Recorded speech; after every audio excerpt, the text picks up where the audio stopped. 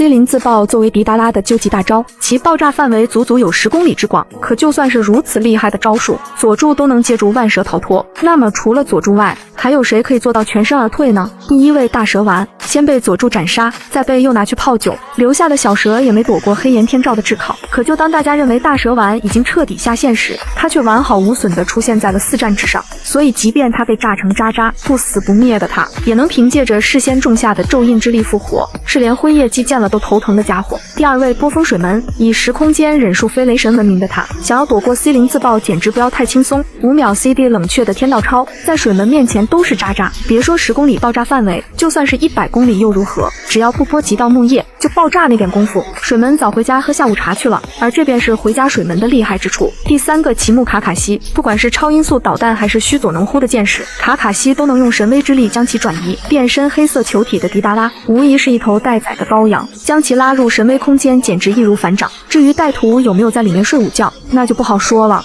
第4位自来也，像这种小把戏，自来也应对的方法简直不要太多。首先只需一招逆通灵之术便能完美化解，其次就是直接将其丢给严肃大蛤蟆当午餐。第5位暴走鸣人，这个发起疯来连自己都揍的家伙，天道超劝你最好不要招惹他，因为你原黑色的模样特别像强身健体的丹药，就算来上一盘，鸣人也能消化得起。第6位长门 C 零派大星与超神罗碰撞之后，除了会留下2个巨型深坑外，根本不会伤到佩恩分毫。就算佩恩6道不做任何反击，全部成为炮灰，远在别处的长门大不了再做几个佩恩就是了。想要对长门造成伤害，简直比登天还难，毕竟他的藏身之地都很难找到。第7位宇智波带土，要论最狗命的能力，带土虚化的能力绝对名列前茅，而这也是扮演阿飞的带土没被炸死的原因。估计此时的他早已躲进神威空间睡觉去了，真是亏了迪达拉临死前对他的关心了。第8位奇拉比，作为剧中第1个完美人助力，奇拉比的实力是有目共睹的强大。佐助开启万花筒写轮眼后的第1战，就差点在他这里折戟。8尾状态下可以硬刚10尾强大的尾兽炮，像迪达拉的自爆，在奇拉比这里顶多算个响屁罢了。第9位宇智波斑，一个将9尾当宠物圈养的强者，首位使用微装须佐的霸道总裁。若是迪达拉在他面前自爆，斑压根都不需要动手，黑色小药丸都不够9尾塞牙缝的。第10位千手柱间，贵为忍界之神的他，